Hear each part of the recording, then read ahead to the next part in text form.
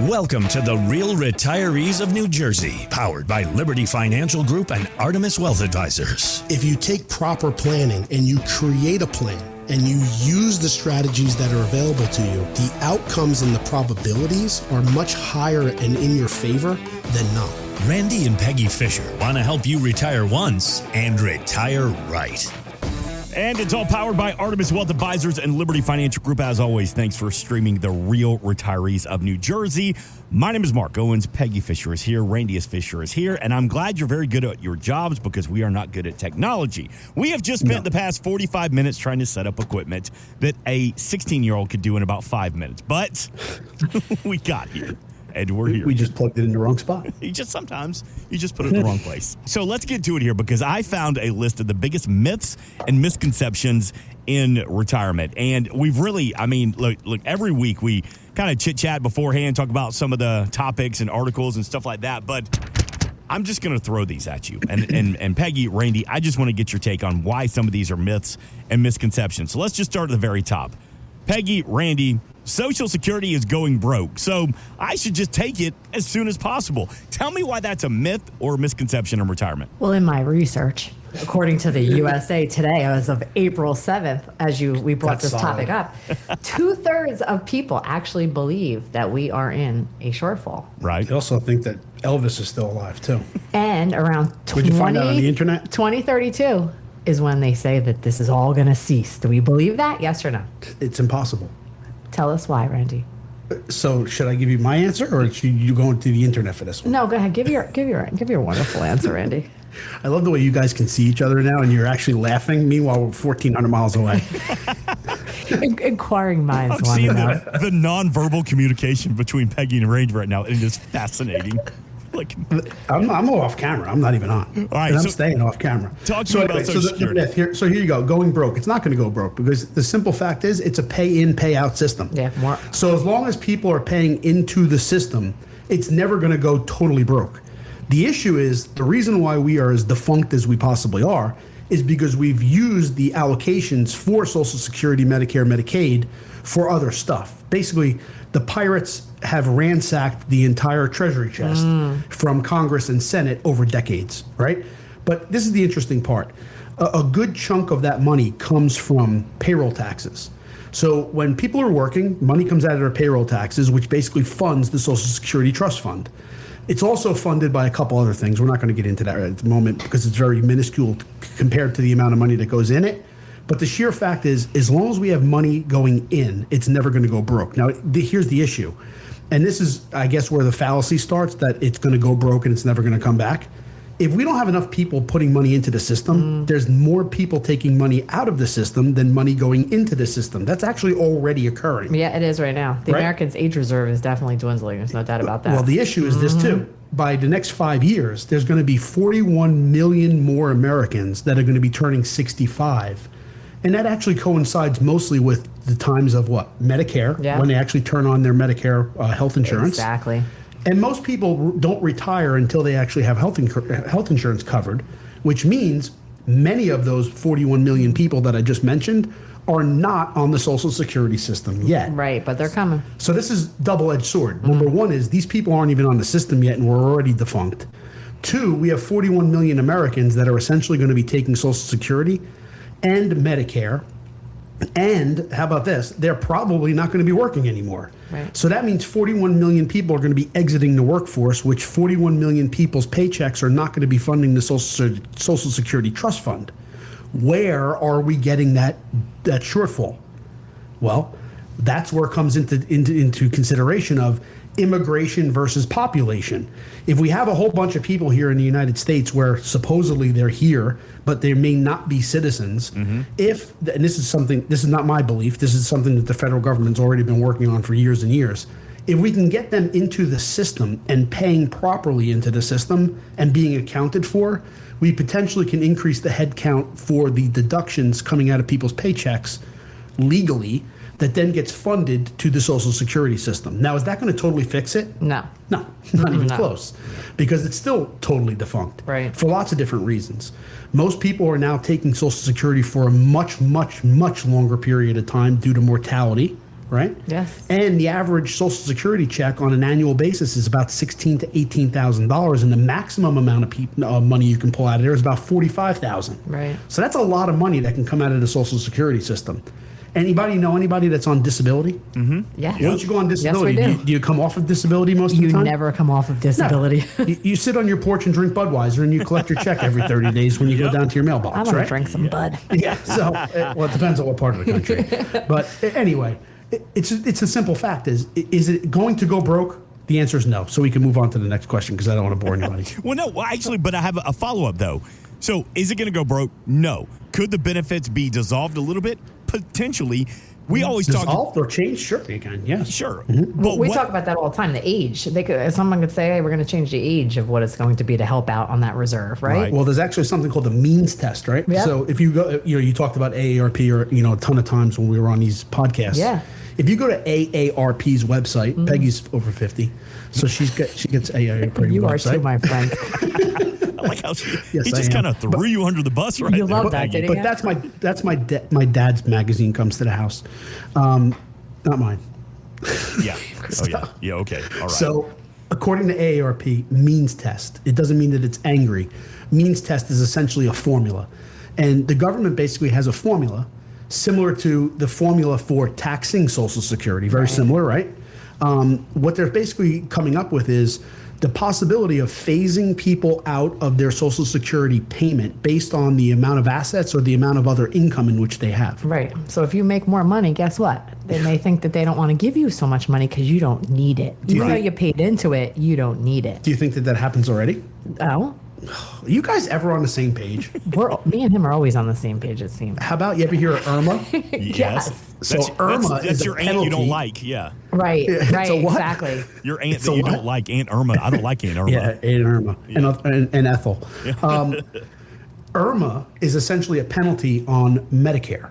And what it comes down to is a calculation based off of the income that you're receiving.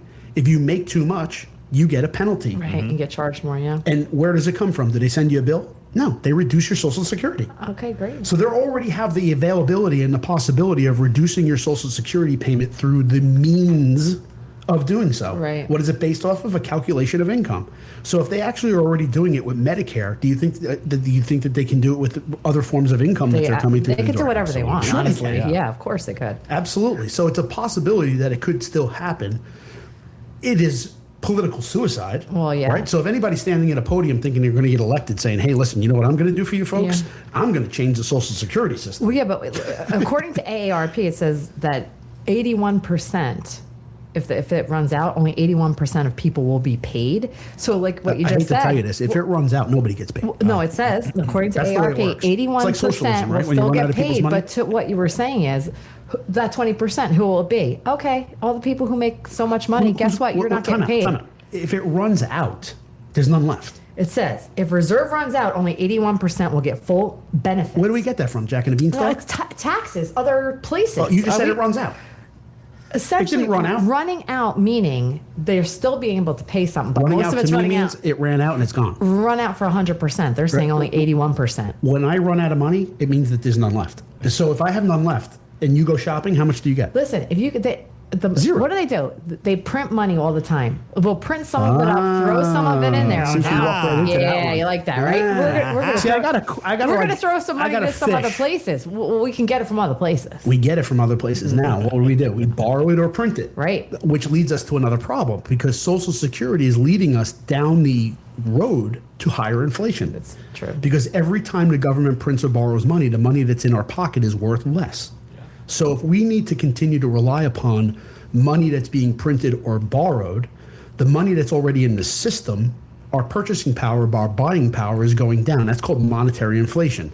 I mean, we've mentioned this a zillion times. So when you actually couple that with the problem of, okay, moving forward, is my Social Security going to be reduced? And is inflation potentially going to go up because they got to give money to the Social Security system in which we don't have? It's just it's a big circle, right? There's got It's to a be big some problem. kind of uproar though, because you couldn't say to people, let's say somebody's put all of their They worked. What I'm uproar? saying is they worked for years, putting into a system. Then all of a sudden the system says, "But guess what? It's not going to go. It's not going to go to you. It's going to go to someone else." 3 years ago, France almost tore down the Eiffel Tower because they changed the age. Because they changed the age of their social security system. Yeah, but everything was fine. They pissed and Oh, moaned now for a okay. weekend. That's the French because Right. they didn't piss and moan about anything. You better watch out what you say about the French, Randy. Oh, are you French? Yeah. Yeah. Well, hold on. But Randy, let me ask you this. So what are you telling those adults that are in their late 40s, early to mid 50s? We're not talking to the adults. Don't count on it. So don't even count on Social Security. If you do get anything, consider it a bonus, like a little bit of a supplemental income. Now, listen, I mean, there's so many different plans that are out there. They're looking to privatize Social Security. They're looking to change the age. They're looking to change the benefits. They're looking to change the qualification. They're looking to see if there's an income level. I mean, there's so many ifs out there. What do we say about ifs? If what? If worms had machine guns, birds would be scared. Right? Actually, it was so, that Randyism was if ants had machine guns, birds ants would be scared. Well, worms their pants too. So we're always down different rabbit holes here. So we're back on track, right? We're back on track here. So Social Security, the fact of the matter is they can change anything to anything, like Peggy just mentioned. That's true. There's no doubt about it, right? Yeah, of course they can. But the sheer fact, will there be uproar? Sure, there'll be uproar. There's uproar every day. There's uproar every day. It's true. Unfortunately, in America, we have very short memories of things that happen. And the sheer fact is we have Santa Claus politicians. They love to give stuff away for free to voting blocks. Mm-hmm. So which set of constituencies do you think are going to get it in their favor? The people who have very little that need handouts, or the people who have some? The people who have handouts would like Period. The end. Yeah. You can't fight Santa Claus. Nope, you can't. Right? Who's going to turn down something for free? I'm not. Remember all the Obama phones and everything else that was out there in the world? How many votes did they get? Oh, yeah. And then what happened is they either got yanked back or didn't work or whatever it may be. And the sheer fact is that's the way politics works right now. Right? Everything is, I'm going to promise you, look at Mandami. Whatever the hell that guy's name is in New York. Free grocery stores, free groceries. The only place in the world, free buses. We're going to open up 5 grocery stores for $30 million, and it's going to take 4 years. Yeah. Let me tell you what, ShopRite or Kroger or Giant can open up a store in 4 weeks. Yep. Mm-hmm. And it costs fractions of dollars. In addition to that, the other local stores that are around it, he's going to put out of business. Yes, he is. Yeah. And then it's going to smell like urine and feces in the store with no bread, right? So, I mean, you talk about, But he said he's giving milk for $2.25. But remember, I mean, the whole thing has to do with socialism. So when you run out of people's money to give away, where are they going to get the extra cash? Right. They're up a creek without a paddle. True. Right. And it's exactly the same concept as Social Security, too. The people who contribute to Social Security the most are the people who make the most money. Right. Right? It's a contributory progressive tax. So the more money you make, the more money goes in. It maxes out at a certain point. That's another change that the Social Security system is thinking about changing, is no cap on Social Security and Medicare contributions depending on the amount of income. Yeah. Which I don't disagree with that. I mean, if you make oodles and oodles of money and you can continue to go, there's really no reason why it should be capped, right? Right now, there's a little bit of a donut hole, they call it. But it should be fully funded, no doubt. Okay, well, let me ask you this. Okay, if we run out of money for Social Security, we have to fund it some way. If I'm hearing you right, Randy, what's next? Raise more taxes. Got to continue to raise taxes to fund Social Security.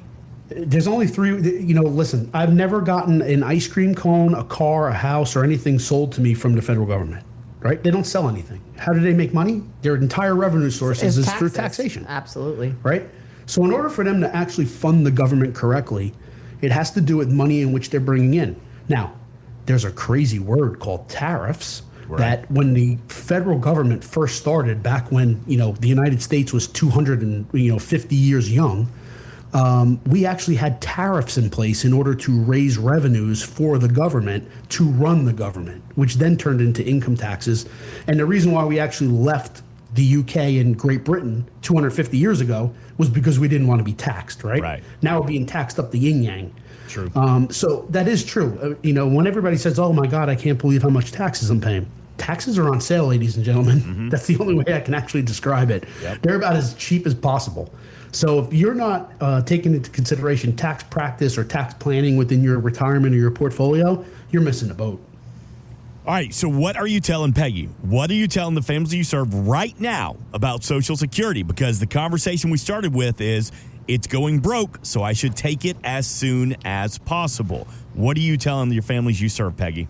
So I don't, we always say everybody's situation is completely different. What may be good for one of our clients could be totally different for another client. You know, Right. Maybe somebody needs Social Security earlier because that's their only means to have money coming in after, you know, they're done with their job. 74% of Yeah. Americans today Are retired, rely on a sole source of income being Social Security. Yeah. Oh, yeah. That's a shame. So for us, though, for our clients, I mean, it's a very personal thing for each client that we talk to and deal with about when they should take it. But it's funny because a lot of our clients do come in and go, oh, you know, I think I'm going to take it. But is there another thing that we could talk about where I wouldn't have to take it, or vice versa, the different way around, right? I mean, as Or I you said, hear people that say, oh, I went to a dinner workshop and they told me that the best way to do this is wait till 70. yeah. Right? So, I mean, that's maximizing the potential of Right. the payment. It doesn't mean that it's the most optimal option for you. And then also, we've had some clients who were ill, knew that they may not live so long, and then we say, you know what, start taking it. Well, because guess what happened? how much Social Security get if you die? $200 and what is it? $18? 26. She don't listen. 226. Mark, do you listen? $226. She don't listen. $228. Eh, What is it? $250. $250. And it's a $250 check. My thing is this, and you got the answer wrong anyway, so Yeah. I'll just throw it out there But for you you. put that money for your whole life into something, Correct. and if you know that you're Yes. ill, and you're like, hey, I'm going to wait till 70. Well, 70 may not come, right? So for certain clients And too, if it we tell them doesn't take it come- right away. If it doesn't come and I haven't actually initiated Social Security, how much do I get? How much does my family get? 0 or 250. Bingo. Yeah, that's Zero. it. And that's They get a nothing. lot of people are shocked by that, Oh, which yeah. is funny. Most you people are know? like, no way. Yeah, they don't know that. Yeah, right? Yeah. They think that somehow their spouses is are going gonna to take get over. something. No. Well, here's the issue. Social Security has a death tax to it, right? There's a death penalty. Mm-hmm. Yeah. And I don't mean capital punishment. No, I you mean you die? Sorry. It's gone. Yeah, right. And that goes for even if you're married. So, Mark, you brought this up before. You know, I don't care if you're 40, 50, whatever it may Yeah. be. Building into our income plans, we use Social Security, but we want to build our income plans from Social Security off of one income, not two. Yeah, we always say that. Because what happens is, eventually, when someone dies, Passes away. one of those Social Security payments are going to Gone. go away. Right. So if you were lucky enough to actually get Social Security benefits from both partners for quite a while, God forbid unfortunately, there's no other way out of it. Someone's dying. When that person dies, the larger of the payment, regardless of who died or not, is going to continue to the survivor, but the lesser of the payments is going to disappear. Think about this. If I have had a couple, one of them's getting $3,000 a month, the other one's getting $1,500 a month, and somebody dies, $18,000 is disappearing from that cash flow. Right. And to some, that could be That's- tremendous. 18,000. Now Right. I know you live in the backwoods of Georgia, and up here, $18,000 is like property taxes, Yeah, right. Yeah. $18,000 down by you, you could buy a Jeff Bezos yacht. So, It's a lot of moonshine down here. Get it right. That's a buddy. lot of moonshine. but it's a lot of brown liquor. Yeah. A lot of 18 grand is a huge portion of somebody's portfolio. Right. You know, when you think of it as $100,000. If I have $100,000 income coming through the door and I lose $20,000, I just lost 20% of my income. A 20% decline doesn't mean that your bills disappeared by 20%. Right. It just means your income did. Right. Yeah. And we Right. like to prepare for that. That's why we Yes. always say we do it based on the one's salary. Correct. Yep. Dumb question. Can you completely opt out of Social Security? You don't have to take it. You No. never have to take it. Why But not would you take not? it. I mean, give into it. No, No. unless you want an orange jumpsuit and silver bracelets. Yeah.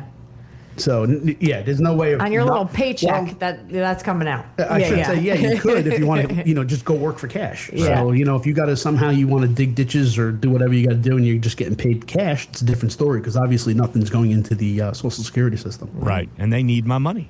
It's That's not for right. me. It's for the government. It's for thee. I would say it's not for me, it's for thee. All right. Well, listen, that's a good place to hit stop for this week. See, I have a whole list of myths and misconceptions, and we got to We got to number one. one. Got one. Congratulations, this is everybody. We did good. We That's did because you good. guys are now looking at each other. I'm proud of you guys. We did it. We got to one. This is going to be a 38-part series You're on the Real Retirees of New Jersey. Hey, get more information about Artemis Wealth Advisors, Liberty Financial Group, phone number, website, all that good stuff. You can find it here in the show notes. With that being said, let's hit pause for this week. Peggy, thank you. Randy, thank you. We're back next week. This has been the Real Retirees of New Jersey, all powered by Artemis Wealth Advisors and Liberty Financial Group.